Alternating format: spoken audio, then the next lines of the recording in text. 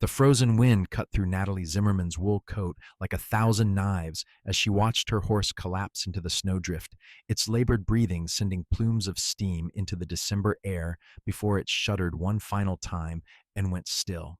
She stood there in the Wyoming wilderness, 23 years old, and utterly alone, staring at the only creature that had accompanied her on this desperate journey from Cheyenne, now dead in the snow that fell harder with each passing moment. The year was 1884, and she had been foolish enough to believe she could outrun a blizzard. Her fingers were already numb inside her gloves as she pulled her saddlebag from the fallen mare, her throat tight with grief and fear. The horse had been her companion for 3 years, a gift from her father before he passed, and now she was stranded 15 miles from the nearest town with nothing but the clothes on her back and whatever supplies she could salvage. The wind howled through the canyon walls, and Natalie knew she had to find shelter immediately, or she would share her horse's fate. She stumbled through the deepening snow, her skirts heavy and wet, clinging to her legs and making each step a battle. Her dark hair whipped across her face, and she could barely see more than a few feet ahead through the swirling white. She had been traveling to meet her aunt in a small settlement called Silver Creek, carrying the last of her family's savings tucked into a pouch beneath her dress. Her mother had died 2 years prior, her father just 6 months ago, and she had no one left in Cheyenne. The aunt was a stranger, really, someone she had only met twice as a child, but blood was blood, and Natalie had nowhere else to turn. The temperature was dropping rapidly as afternoon faded into evening. Natalie's teeth chattered so violently she bit her tongue, tasting copper. She spotted what looked like a small overhang of rock ahead and dragged herself toward it, her legs feeling like lead weights. When she reached it, she discovered it was barely deep enough to block the wind, but it was better than nothing. She wedged herself into the small space, pulling her saddlebag close to her chest. Inside the bag, she found a wool blanket, some dried meat, a canteen of water that was already starting to freeze, and a small tin of matches. Her fingers were so stiff she could barely grip anything. She tried to gather some of the scrub brush nearby to start a fire, but everything was buried under snow and soaked through. The matches fizzled and died one after another until she had wasted half the tin with nothing to show for it. Natalie wrapped the blanket around herself and curled into the tightest ball she could manage, tucking her hands under her arms. The cold was unlike anything she had ever experienced. It seeped into her bones, making her drowsy even as panic clawed at her chest. She knew falling asleep could mean death, but her body was exhausted from fighting through the snow, and her mind kept drifting. She thought about her father's weathered face, the way he used to read to her from books of poetry by the fire. She thought about her mother's hands, always busy with needle and thread, mending and creating. She thought about the life she might have had if disease and misfortune had not stolen everything from her. Tears froze on her cheeks. The first night was endless. Natalie drifted in and out of consciousness, jerking awake whenever the cold became too intense, forcing herself to move her limbs to keep the blood flowing. By morning, the storm had not let up. If anything, it had grown worse. Snow had drifted across the opening of her small shelter, and she had to dig her way out with numb hands. The world was white in every direction. The landmarks she had noted yesterday were buried or invisible through the falling snow. Natalie tried to remember which direction the town had been, but everything looked the same. She was disoriented and weak. Her stomach cramped with hunger, but when she tried to chew the dried meat, her jaw ached and her throat felt too tight to swallow. She knew she should try to walk, to find help, but the wind was too strong and the visibility too poor. If she left her shelter, she might wander in circles until she collapsed. At least here she had some protection from the worst of the elements. She retreated back into the overhang and pulled the blanket tighter. The second day blurred together in a haze of cold and exhaustion. Natalie talked to herself to stay awake, reciting poems her father had taught her, singing hymns her mother had loved. Her voice was hoarse and barely audible over the wind. She rationed the dried meat, taking tiny bites that did little to ease her hunger. The water in her canteen was completely frozen now, and she resorted to eating handfuls of snow, which only made her colder. Her toes had lost all feeling. She could not remember what warmth felt like. The world had narrowed to this small space, this moment to moment struggle to keep breathing. She thought about giving up, about letting the cold take her to wherever her parents had gone, but something stubborn in her core refused. She had survived too much to die alone in the snow. By the third day, Natalie was no longer fully conscious. She lay in the snow, the blanket barely covering her, her breathing shallow and slow. Her lips were blue, her skin pale as death. The storm had finally begun to ease, the snow falling more gently now, but it was too late for Natalie to notice. She was lost in fevered dreams, seeing her parents beckoning to her from a warm golden light. Quincy Westfield had been tracking the storm for 3 days from his ranch 10 miles east, watching the dark clouds roll in over the mountains with growing concern. He was 26 years old, a rancher who had built his spread from nothing over the past 5 years, and he knew these Wyoming winters well enough to respect them. When the storm finally began to clear on the third day, he saddled his black gelding and rode out to check on his cattle in the far pastures, and to make sure no travelers were stranded on the road that cut through his land. The December sun was weak but bright against the fresh snow, making him squint as he rode. His breath came in steady clouds, and his gelding's hooves crunched through the icy crust. Quincy was a tall man with broad shoulders earned from years of hard labor, his face weathered but still young, with sharp blue eyes that missed little. He wore his dark hair short beneath his hat, and his jaw was covered in a few days' worth of stubble. He had been riding for about an hour when he spotted something that did not belong, a dark shape in the snow off to the side of the canyon trail. At first, he thought it might be a dead animal, but as he urged his horse closer, his heart began to pound. It was a horse, yes, but there was something else. Tracks, mostly filled in but still visible, leading away from the dead animal toward the rocks. Quincy dismounted and followed the tracks on foot, leading his gelding behind him. The snow was deep here, drifted by the wind, and he had to wade through it. He called out, his voice echoing off the canyon walls, but there was no response. Then he saw it, a small overhang, and beneath it, barely visible, a mound that could have been just snow, but was not. He dropped to his knees and brushed away the snow, revealing a woman's face, deathly pale, her lips blue. For a horrible moment, he thought she was dead, but then he saw the faintest rise and fall of her chest. She was alive, but barely. "Madam, can you hear me?"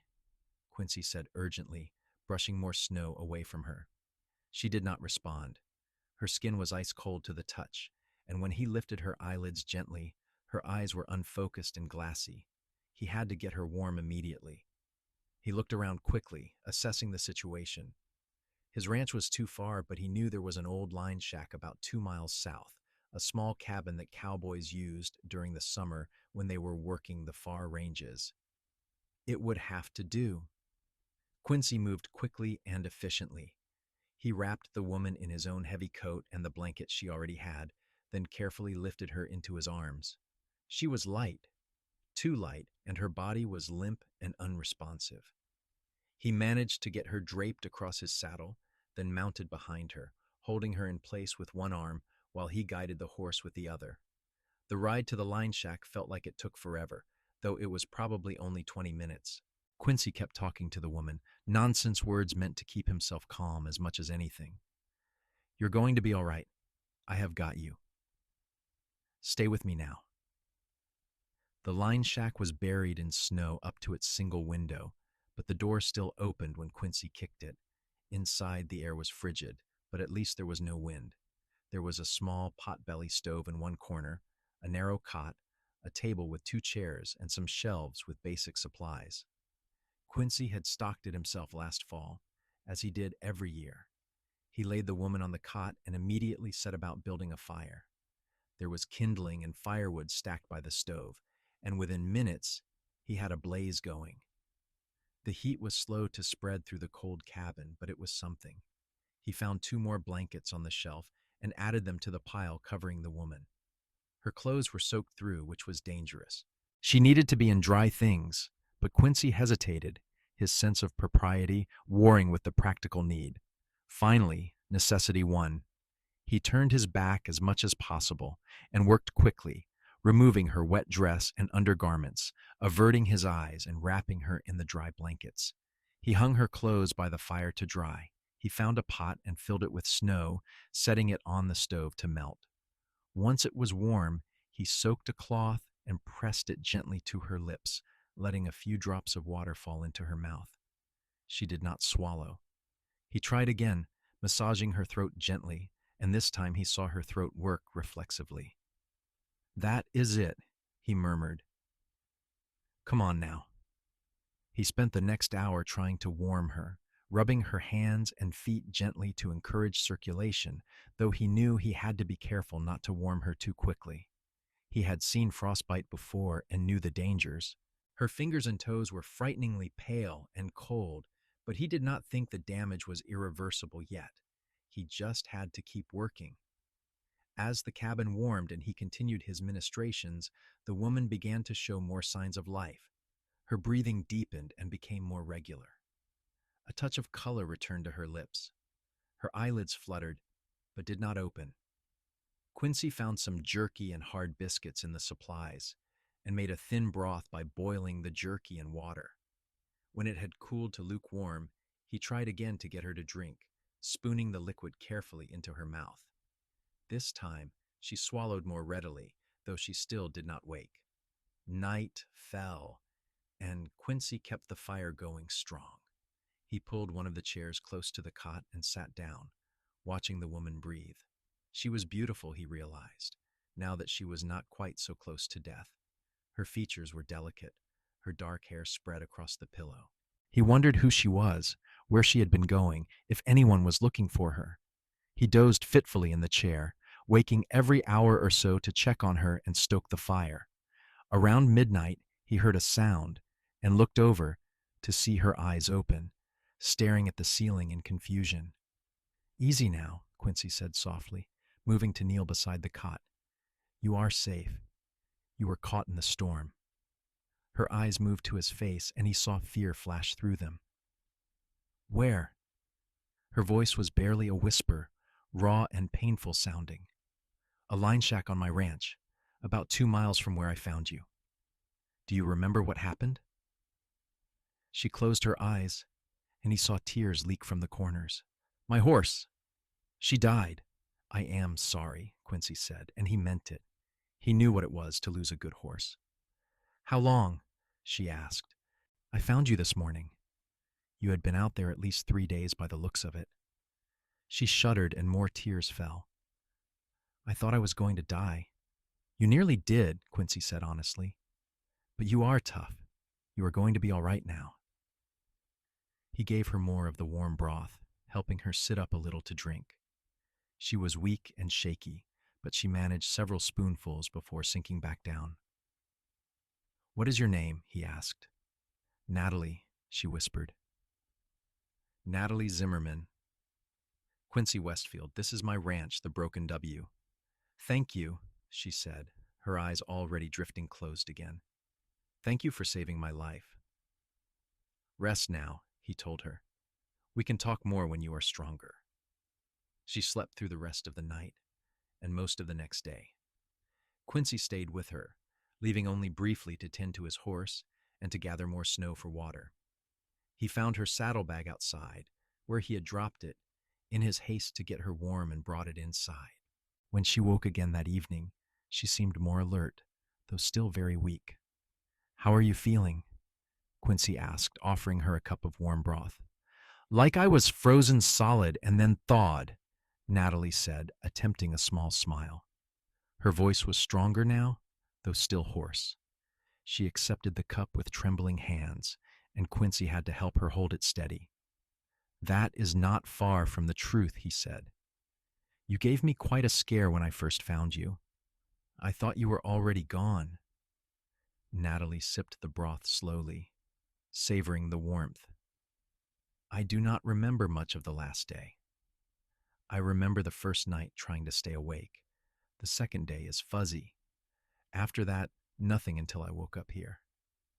She looked around the small cabin, taking in her surroundings properly for the first time. Then she looked down and realized she was wearing only blankets. Her cheeks flushed. My clothes? They were soaked through.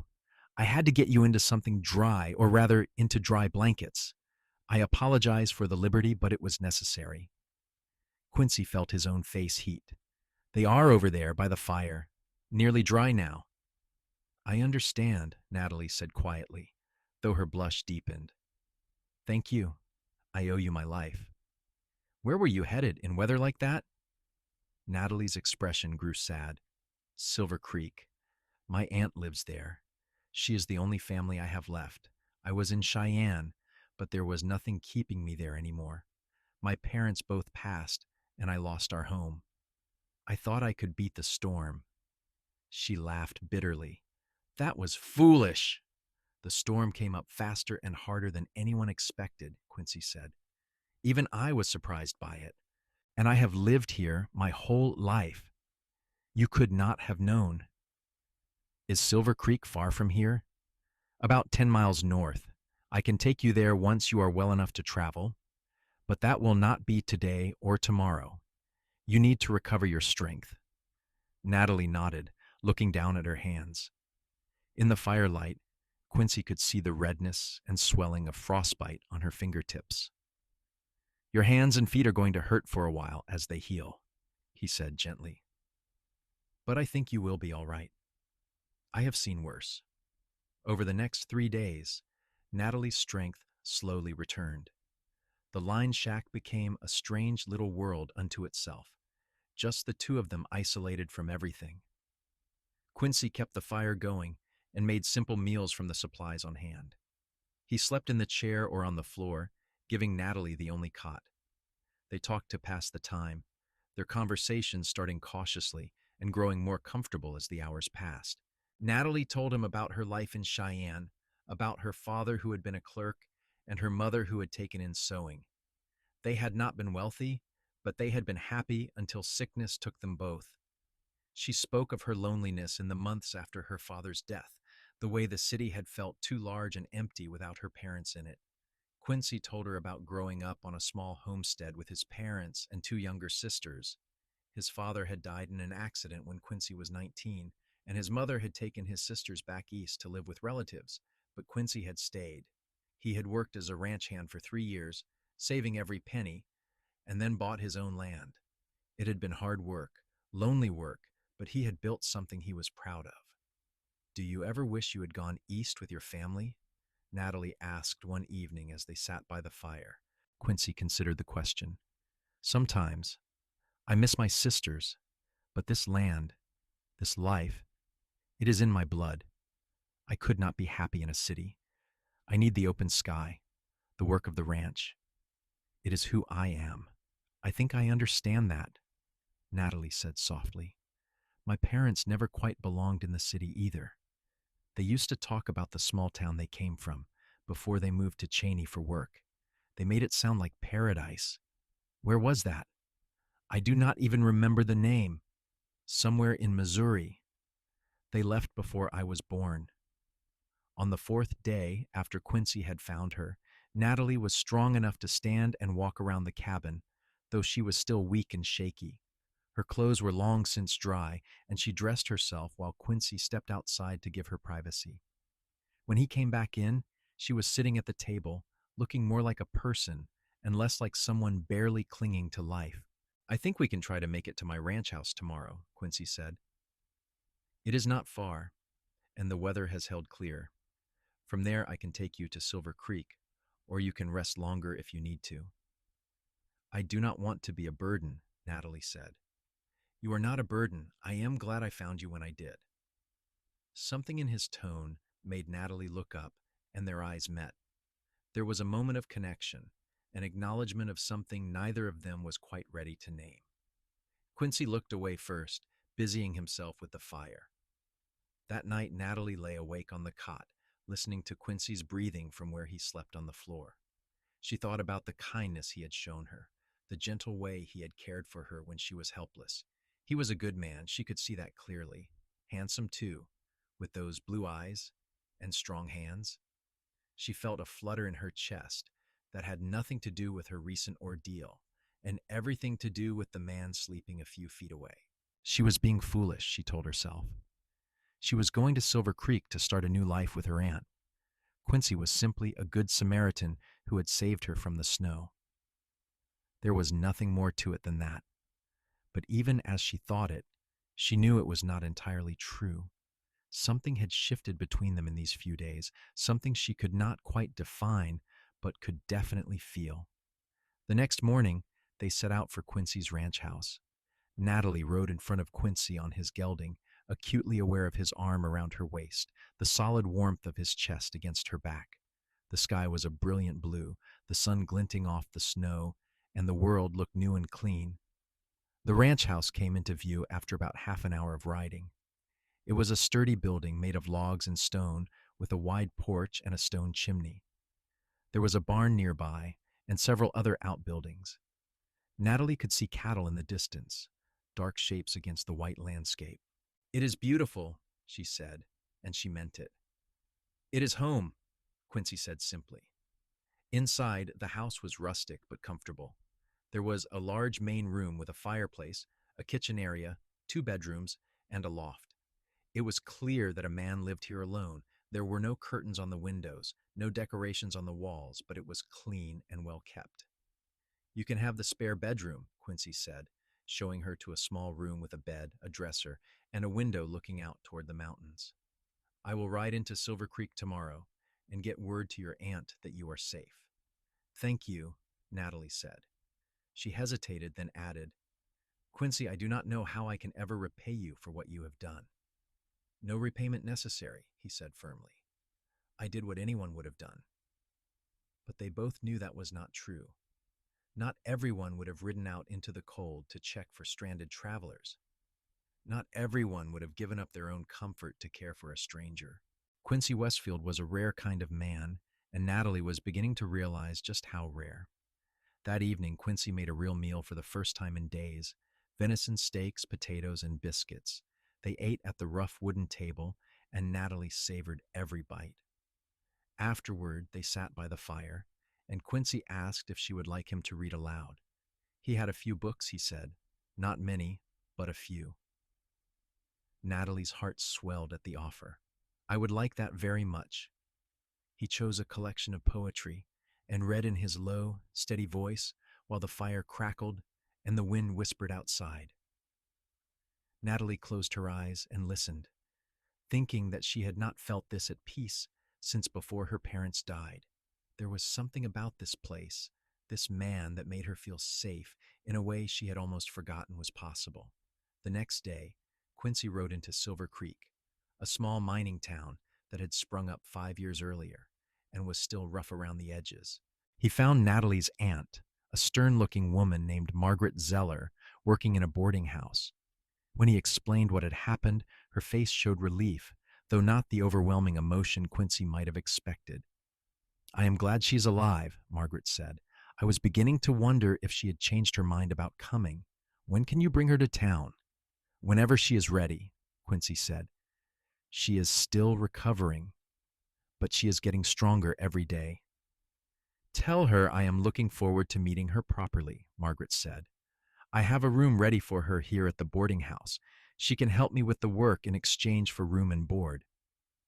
Quincy rode back to the ranch, feeling oddly heavy. He told himself he should be glad that Natalie had a place to go, family waiting for her, but the thought of the ranch house being empty again, silent again, bothered him more than it should have. When he arrived home, he found Natalie in the kitchen attempting to cook. She had made a pot of stew, and the smell was wonderful. She smiled when she saw him, a real smile that reached her eyes, and Quincy felt something in his chest tighten. "You did not have to do that," he said. "I wanted to. You have done so much for me. The least I can do is make a meal." They ate together, and Quincy told her about his meeting with her aunt. Natalie listened quietly, her expression growing more subdued as he spoke. "She sounds very practical," Natalie said when he finished. "She seemed glad you were safe," Quincy offered. "I am sure she was." Natalie pushed food around on her plate. When should I go to town? Whenever you feel ready. There is no rush. Natalie looked up at him, and something passed between them, an unspoken question and answer. What if I am not ready yet? Then you stay here until you are, Quincy said firmly. You are welcome to stay as long as you need. So Natalie stayed. One day became 2, then 3, then a week. She grew stronger and began helping around the ranch house, cooking and cleaning, mending Quincy's clothes, and even venturing outside to help with small chores. Quincy protested at first, saying she was still recovering and should rest, but Natalie insisted. I need to be useful, she said. I need to contribute. You have already done so much for me. The truth was, she was not ready to leave. Every day at the ranch, she felt herself coming back to life in a way that had nothing to do with recovering from the cold. She loved the quiet rhythms of the work, the way the sun rose over the mountains, the sound of Quincy's voice when he read to her in the evenings. She loved the way he looked at her sometimes, like she was something precious and unexpected. Quincy, for his part, found himself looking for excuses to stay close to the house, to be near Natalie. He had been alone for so long that he had almost forgotten what it was like to have someone to come home to, someone to share meals with, someone to talk to about more than cattle and weather. Natalie brought light into his home, and he was not ready to let that go.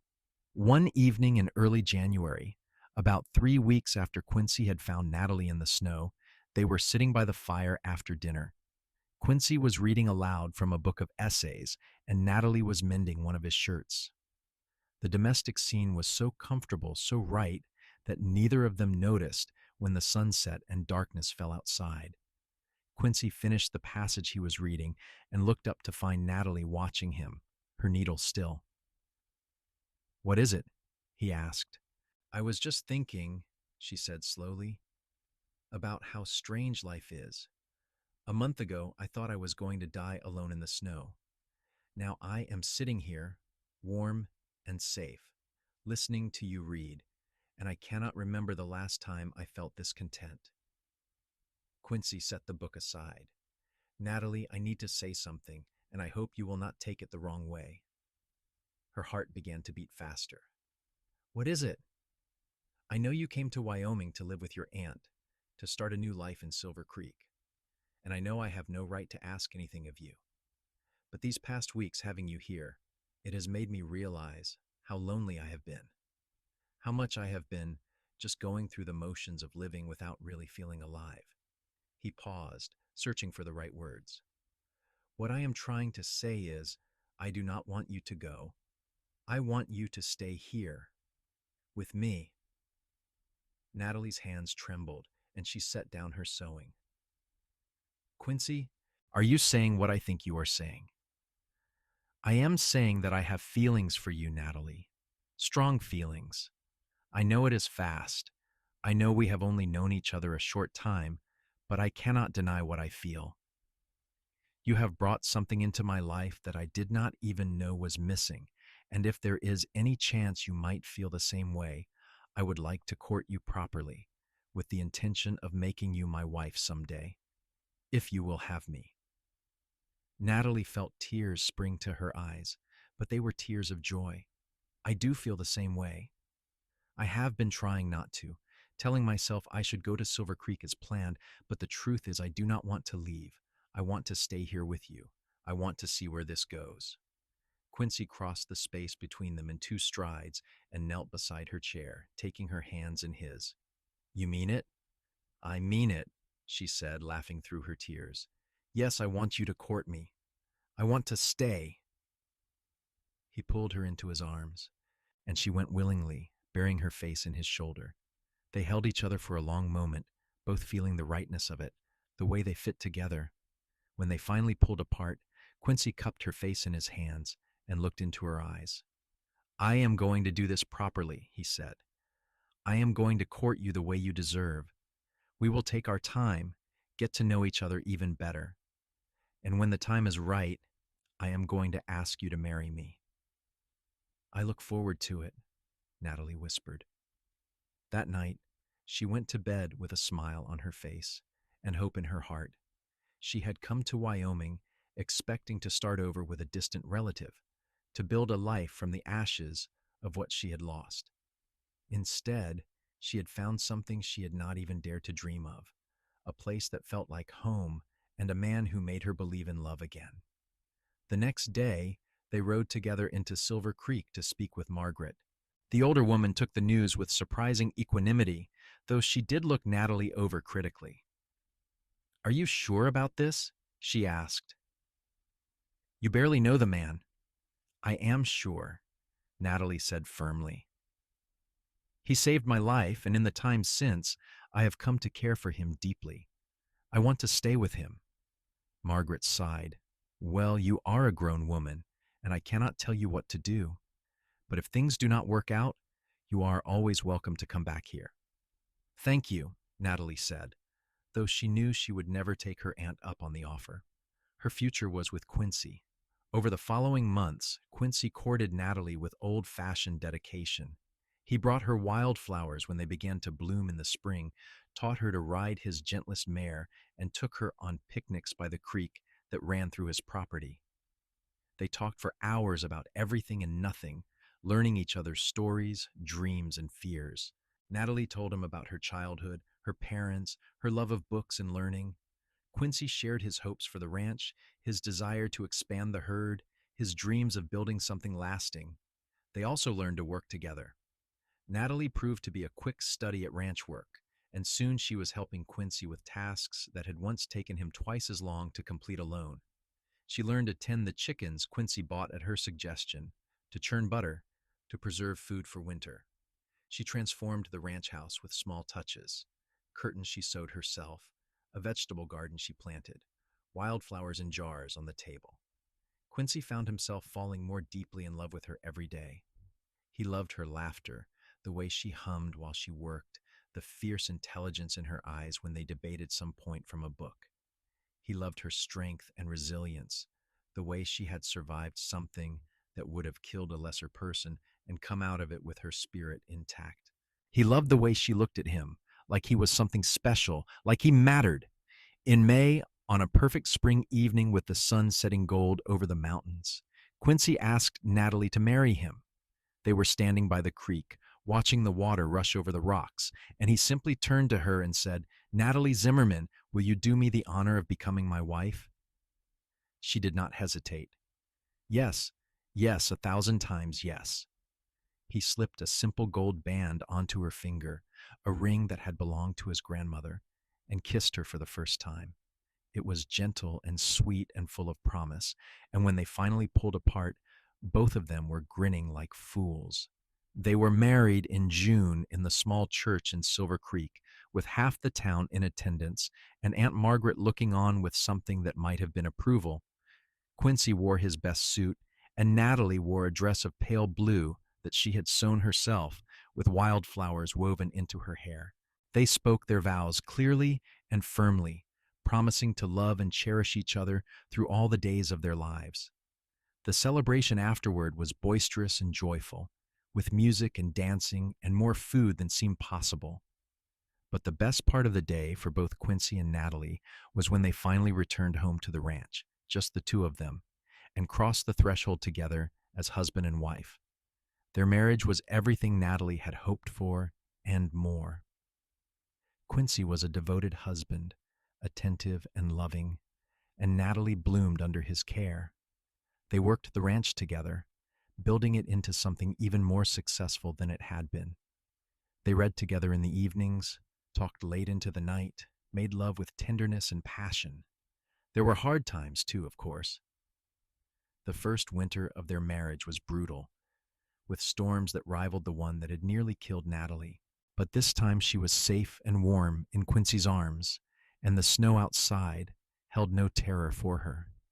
They lost some cattle to the cold, and Quincy worked himself to exhaustion trying to save as many as he could. Natalie was there beside him, helping where she could, holding him when the losses became too much. In the spring of 1886, Natalie discovered she was pregnant. She told Quincy one morning at breakfast, simply setting down her coffee cup and saying, "I think we are going to have a baby." Quincy's face went through several expressions in quick succession: shock, disbelief, and then pure, radiant joy. He swept her into his arms and spun her around, laughing. A baby, truly, truly, she said, laughing with him. In the fall, I think. He set her down gently, suddenly cautious. Are you all right? Should you be doing all this work? Maybe you should rest more. I am fine, Natalie assured him. Women have been having babies while doing ranch work for generations. I will be careful, but I will not stop living my life. Their son was born in October, a squalling, healthy boy with his father's blue eyes and his mother's dark hair. They named him James after Quincy's father, and he became the center of their world. Quincy proved to be a doting father, spending hours just watching the baby sleep, marveling at his tiny fingers and toes. Natalie adjusted to motherhood with the same determination she brought to everything else. It was exhausting and overwhelming at times, but she loved it.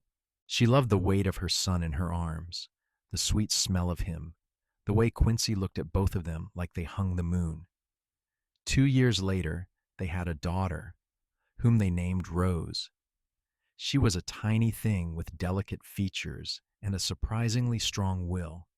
James was fascinated by his baby sister and appointed himself her protector, which both amused and touched his parents. The years passed in a rhythm of seasons and work and love. The ranch prospered, and Quincy and Natalie built a life that was richer than either of them had dreamed possible. They added on to the house, creating more space for their growing family. They hired a few ranch hands to help with the work, good men who became like extended family. Natalie sometimes thought about that terrible storm, about the 3 days she had spent alone in the cold, certain she was going to die. It seemed like a lifetime ago now, like it had happened to someone else. But she never forgot it, and she never took for granted the miracle of Quincy finding her when he did. If he had ridden out even a few hours later, she would have been dead. Instead, she was alive and loved, and happier than she had ever imagined possible. One evening when James was 5 and Rose was 3, the family was sitting together after dinner. The children were playing on the floor while Quincy read aloud and Natalie sewed. It was a scene that had repeated countless times over the years, familiar and precious. James looked up from his toy horses and asked, "Papa, how did you and Mama meet?" Quincy and Natalie exchanged a glance, smiling. "That is quite a story," Quincy said. "Your mama was in trouble, lost in a terrible snowstorm. I went out looking for anyone who might be stranded, and I found her just in time." "You saved her?" James asked, his eyes wide. "I suppose I did," Quincy said.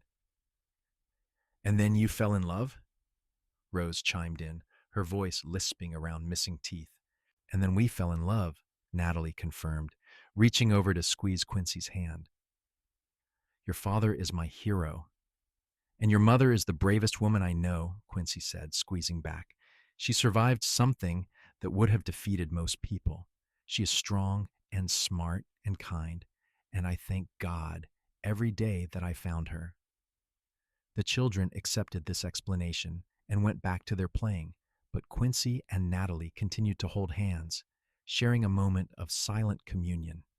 They both knew how lucky they were, how easily things could have gone differently. As the years continued to pass, the Westfield Ranch became known throughout the territory as one of the most successful and well-run operations around. Quincy and Natalie worked side by side, equal partners in building their legacy. They added more cattle, improved their stock, and earned a reputation for fair dealing and quality animals. Their children grew strong and healthy, learning the ways of the ranch from an early age. James showed a natural talent for working with horses, while Rose proved to have a gift for numbers and helped keep the ranch accounts. Both children were loved fiercely and taught to value hard work, honesty, and compassion. In 1892, when James was 6 and Rose was 4, Natalie gave birth to another son, whom they named Thomas after Natalie's father. The older children welcomed their baby brother with enthusiasm, and the house seemed to overflow with noise and laughter and love. Quincy sometimes stood on his porch in the evenings, watching the sun set over his land, and felt a contentment so deep it almost hurt. He had everything he had ever wanted: a successful ranch, a wife he adored, children who were his pride and joy. The lonely years before Natalie seemed like they belonged to someone else's life. Natalie felt much the same. She had lost so much in her early life: her parents, her home, nearly her life itself in that terrible storm. But out of that loss had come something beautiful. She had found not just a husband, but a true partner. Not just a house, but a home. Not just survival, but a life worth living. They celebrated their 10th wedding anniversary in 1895 with a party that brought friends and neighbors from all over the county. The house and barn were decorated with ribbons and flowers, and there was music and dancing late into the night. At one point, Quincy pulled Natalie away from the crowd, leading her down to the creek where he had proposed all those years ago. 10 years, he said, wrapping his arms around her waist and pulling her back against his chest. The best 10 years of my life. Mine too, Natalie said, leaning into him. I love you, Quincy Westfield. I love the life we have built together. I love you too, he murmured into her hair. More than I can ever say. You and our children are everything to me. They stood there in the twilight, listening to the water and the distant sounds of the party, perfectly content. The stars began to appear overhead, and Natalie thought about how different her life could have been. If the storm had not come, if Quincy had not ridden out that day, if any number of small things had been different, she might never have known this happiness. But the storm had come, and Quincy had found her, and everything that followed had led to this moment. Sometimes the worst things could lead to the best things, she thought. Sometimes you had to nearly die to learn how to truly live. Another year brought another addition to the family, a daughter they named Clara. With 4 children, the house was busier than ever, but Quincy and Natalie thrived in the chaos. They hired a woman from town to help with the housework a few days a week, giving Natalie more time to work outdoors with Quincy and to help James with his horse training. James was 12 now and showing all the signs of becoming an excellent rancher. He had his father's calm way with animals and his mother's quick mind. Rose, at 10, was already talking about going to school in Cheyenne someday, wanting to learn more than the small schoolhouse in Silver Creek could teach her. Thomas, at 4, was a wild child, always getting into mischief, keeping everyone on their toes. And baby Clara was sweet and placid, content to watch the world from her mother's arms. Quincy and Natalie's marriage had only deepened over the years. They had weathered storms, both literal and figurative hard winters, drought years, the inevitable challenges of raising children and running a ranch. Through it all, they had remained a team, facing everything together. On quiet nights when the children were asleep, they still sat by the fire like they had in the early days, reading or talking or simply being together. Those moments were precious to both of them, reminders of where they had started and how far they had come. "Do you ever regret it?" Quincy asked one night, apropos of nothing. "Staying here instead of going to your aunt's? You could have had an easier life in town." Natalie looked at him in surprise. "Easier? Perhaps, but not better. Not fuller. Not happier. This life, this ranch, you and our children, this is everything I never knew I wanted. I regret nothing." "I am glad," Quincy said, pulling her close, "because I cannot imagine my life without you in it. You are the best thing that ever happened to me, Natalie Westfield. And you are mine," she whispered back. "My hero. My love, my home." As the new century approached, the Westfield family continued to grow and prosper. The children were growing up strong and capable, each with their own dreams and talents. James had his eye on a piece of property adjacent to the Broken W, talking about starting his own place someday. Rose did eventually go to Cheyenne for schooling, coming home full of ideas and energy. Thomas settled down somewhat as he grew, becoming a hard worker despite his mischievous streak. Clara showed an early love of animals and was already helping her father with the ranch work at age 6. Quincy's hair had begun to gray at the temples, and Natalie had fine lines around her eyes from years of squinting into the sun and laughing at her children's antics. But they both felt young when they were together, still as drawn to each other as they had been in those early days. In 1900, on a cold December day that reminded them both of that fateful storm 16 years earlier, Quincy and Natalie rode out together to the place where he had found her. The old line shack was still standing, though they rarely used it anymore. They had brought some supplies to restock it, just in case some other traveler ever needed shelter. Standing in front of the small cabin, Natalie shivered, but not from the cold. It is strange to be back here. I can still remember how terrified I was, how certain I was that I was going to die. Quincy wrapped an arm around her shoulders. But you did not die, you survived, and we found each other. Do you believe in fate? Natalie asked, looking up at him. I did not used to, Quincy admitted. But now, when I think about all the things that had to happen for me to find you at exactly the right moment, for us to fall in love, for all of this to come together, it is hard not to believe that we were meant to find each other. I think so too, Natalie said softly. I think I was meant to be trapped in that snowdrift, as awful as it was. I was meant to survive just long enough for you to find me. And you were meant to be the man who would ride out in the cold to look for strangers in need. We were meant to be together. They went inside the line shack, and it looked much the same as it had 16 years ago. The stove, the cot, the shelves with supplies. This was where Quincy had fought to save her life, where she had first woken to safety. This was where their story had really begun. Thank you, Natalie said suddenly, turning to face Quincy. I know I have said it before, but I need to say it again. Thank you for saving my life. Thank you for giving me a reason to live again. Thank you for loving me. Quincy cupped her face in his hands, his blue eyes intense. You never have to thank me for that. Loving you is the easiest thing I have ever done. You saved me too, you know. I was just existing before you came into my life, going through the motions. You taught me what it means to really live, to really love. So thank you, Natalie. Thank you for choosing to stay with me. Thank you for building this life with me. They kissed then, a long, sweet kiss that held 16 years of love and partnership and devotion. When they finally pulled apart, they were both smiling. Come on, Quincy said, taking her hand.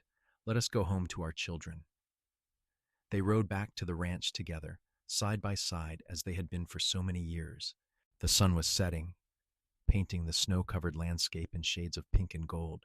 Smoke rose from the chimney of their home, and they could see lights in the windows. As they approached, the door burst open, and their children came running out, despite the cold, calling for their parents. James, now a tall 16-year-old, helped his mother dismount. Rose, home from school for the holidays, grabbed her father in a hug. Thomas and Clara danced around them, chattering about their day. Inside, the house was warm and bright, filled with the smells of dinner cooking and the sounds of family. They all gathered around the table, the 6 of them, and said grace before eating. Quincy looked around at his family, his beautiful, brilliant wife, his 4 strong, healthy children, and felt gratitude so profound it brought tears to his eyes. That night, after the children were in bed, Quincy and Natalie stood on the porch looking out at the stars. The night was cold and clear, the kind of night where you could see every constellation. I have been thinking, Quincy said slowly, about the future, about what we want to leave behind. What do you mean? Natalie asked. This ranch, this land, it is not just ours. It is our children's legacy. I want to make sure it is something they can be proud of, something that will support them and their children someday. I want to build something that lasts. We already have, Natalie said gently. Look at what we have built together, Quincy. Not just the ranch, but our family. Our children know they are loved. They know the value of hard work and honesty. They have seen us face challenges and overcome them together. That is the real legacy we are leaving them. Quincy nodded, pulling her close. You are right. As always. Not always, Natalie laughed. But in this case, yes. We have built something good here. Something that will endure. Years continued to pass, each one bringing its own joys and sorrows, triumphs and challenges. James did eventually buy the land next to the Broken W and started his own ranch, marrying a sweet girl from Silver Creek. Rose became a teacher, using her education to help children in small towns across Wyoming. Thomas took over more and more of the Broken W as Quincy grew older, proving to be a natural leader. Clara married a rancher from a neighboring county, and her laughter still echoed through the house whenever she came to visit. Quincy and Natalie grew old together, their love deepening with each passing year. They faced the challenges that came with age: aching joints, fading eyesight, the loss of friends and neighbors, but they faced them together, just as they had faced everything else. On their 30th wedding anniversary in 1915, their children and grandchildren gathered at the ranch for a celebration. There were dozens of people now, the house overflowing with family. Quincy and Natalie stood together on the porch, watching their descendants play in the yard, and marveled at what they had created. 30 years, Natalie said softly. It seems like yesterday and a lifetime ago all at once. I remember the day I found you like it was yesterday, Quincy said. You were so still, so pale. I thought I was too late. But you were a fighter then, and you are a fighter now. I had something to fight for, Natalie said, squeezing his hand. I had you. Inside, someone called for them to come cut the cake. They went in together, hand in hand, to be surrounded by their family. Later, when speeches were given, James stood up and raised his glass. To my parents, he said, his voice thick with emotion, you have shown us all what real love looks like.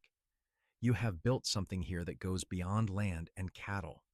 You have built a family, a legacy of love and hard work and dedication. We are all here because of the love you have for each other. Thank you for showing us the way. There was a chorus of agreement, and everyone drank to the toast. Natalie wiped tears from her eyes, and Quincy held her close, his own eyes damp. As the years went on, Quincy's health began to fail. He had worked hard all his life, and his body was wearing out. But he faced it with the same quiet courage he had faced everything else. Natalie was by his side constantly, just as he had been by hers all those years ago when she was the one fighting for her life. On a cold winter night in 1918, with snow falling gently outside and their children gathered around them, Quincy Westfield passed away peacefully in his sleep, with Natalie holding his hand. He was 60 years old and had lived a full, rich life. Natalie mourned him deeply, the grief hitting her in waves that threatened to pull her under. But she remembered what he had taught her about survival, about fighting through the darkest times. She remembered that first terrible storm and how she had refused to give up, even when death seemed certain. And she remembered the life they had built together, every beautiful moment of it. She lived for another 10 years after Quincy's death, staying on the ranch that Thomas now ran, surrounded by her children and grandchildren. She told stories about their grandfather to the little ones, keeping his memory alive. She tended her garden and read her books and watched the sun set over the mountains. When Natalie Westfield died peacefully in her sleep in 1928 at the age of 67, she was buried next to Quincy on a hill overlooking the ranch beneath a simple stone that read, "Together in life, together in eternity." Their children and grandchildren and great-grandchildren gathered to say goodbye, and they all told stories about the love Quincy and Natalie had shared, a love that had begun in the most unlikely of circumstances and had grown into something extraordinary. The Broken W Ranch continued for generations after them, run by their descendants who never forgot the story of how it all began. They told the tale of the woman who was trapped in a snowdrift for 3 days alone, the cowboy who found her barely breathing, and the love that bloomed between them against all odds. It became a legend in the family, a reminder that even in the darkest, coldest moments, hope could survive, love could flourish, life could begin anew. And on winter nights when the snow fell thick and the wind howled through the Wyoming mountains, the Westfield children would gather around the fire and remember their ancestors. They would think about that fateful storm in 1884, about Quincy riding out into the cold, about Natalie refusing to give up even when death seemed certain. They would remember the love story that started in the snow and lasted a lifetime. The ranch stood as a testament to what Quincy and Natalie had built together, not just with their hands, but with their hearts. Every fence post and barn beam, every head of cattle and acre of land carried the mark of their partnership. But more than that, the family they had created, the children and grandchildren and great grandchildren who carried their blood and their values, were their real legacy. In the end, Natalie Zimmerman Westfield had survived that terrible blizzard for a reason. She had been meant to live, to love, to build something beautiful out of the ashes of her old life. And Quincy Westfield had been meant to find her, to save her, to stand beside her for all the days of their lives. They had been two lonely souls brought together by fate and forged into something stronger than either of them could have been alone. Their love story became the foundation upon which generations were built, a reminder that even in the harshest wilderness, even in the coldest winter, love could not only survive, but thrive. It was a story of courage and resilience, of two people who found each other against impossible odds and chose each other every day for the rest of their lives. And in the hearts of their descendants, in the land they had worked and loved, in the very stones of the ranch house where they had raised their family, Quincy and Natalie Westfield lived on, their love eternal as the mountains that had witnessed their story, their legacy enduring as the land they had called home.